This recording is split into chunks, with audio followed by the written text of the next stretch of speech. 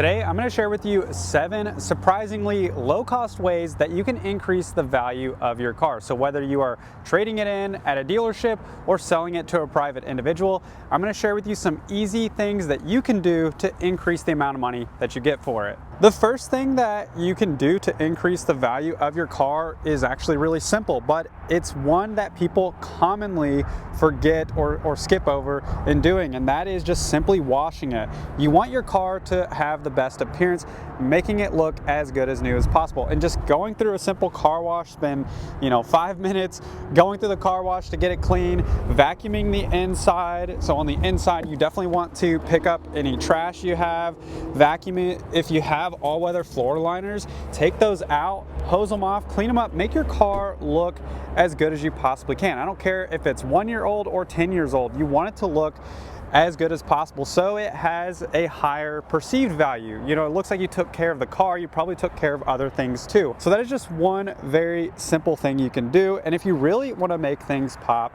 you can go a step further and get yourself some tire shine. I have this specific one that is a tire and trim coating because I have this black cladding. So that is something that over time will probably fade. Car is a little over 2 years old, so it hasn't really faded, but I'll show you just the difference that it makes. So this side on the left has the trim coating and the side on the right doesn't have it. So a minimal difference on my car, but if you have a much older car, this black cladding tends to fade to more of a gray over time. So that can really help with the appearance and the look of your car if you clean that up. And then if you want to go a step further, take that tire shine and put that on because that really makes a big difference too. So here's the car with no tire shine.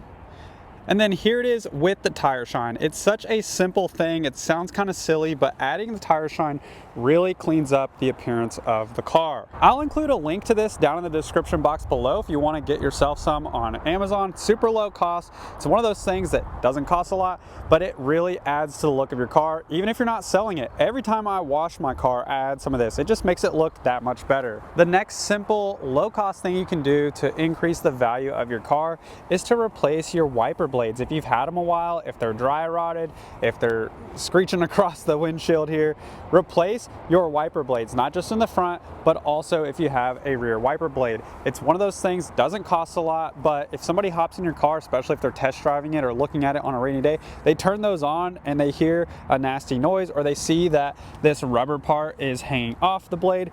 It's just gonna make that look not quite as good. And at the end of the day, you want to show that prospective buyer that you've taken care of your car, even looking at some of these little things. Number 3, have a second key. Ideally, you want to have a second key. Now, keys unfortunately are not low cost, but what is low cost is if you have a second key, make sure that your battery has been replaced or that it's not going dead, because it's, again, another one of those things that doesn't cost a lot of money, it doesn't take a lot of time, and with a short little YouTube video, you could probably find out how to replace the key fob battery on your own. For example, if you have a Subaru with the keyless entry fob like this one, you can use the link up above to the right to watch my quick 60-second clip on how to change the key fob battery in your Subaru key.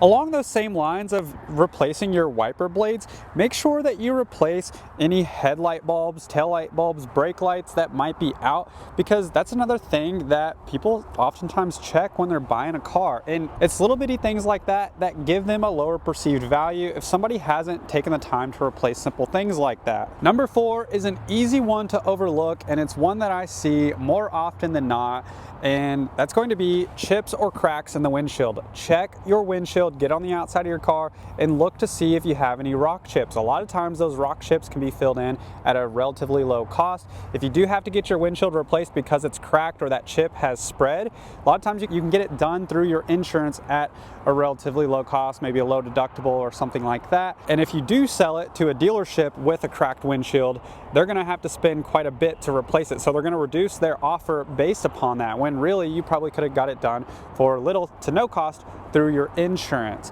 And another thing to be aware of, if you're not selling it to a dealership, you're selling it to a private party individual, they more than likely will have to have that windshield replaced before they can even transfer the car into your name, before it can be registered, because it has to pass a state inspection. Most states will fail that inspection if the windshield has been cracked. Another easy, little to really no cost thing you can do is keep your service records.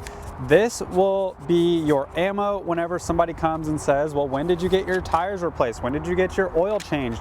Is your service up to date? You will have those records to prove that you have all the updated service on your car, therefore giving your car more value and hopefully a higher offer. And if you really want to go a step further, you can even take your car to a shop, have a basic inspection done on it, usually for anywhere from like $100 to maybe $150, give or take, and they can tell you if it needs anything. Make sure that it's up to par. Now, obviously you're investing a little bit of money here to do this, but if you have a prospective buyer looking at the car, you can show them, hey, I just had this inspected the other day. Here's the report that shows you what it needs or doesn't need. And so they don't have to go spend that money to do it.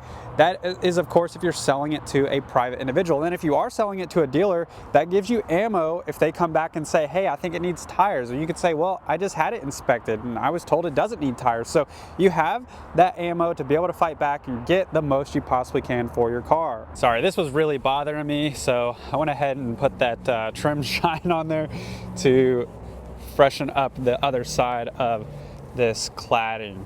There we go, good as new.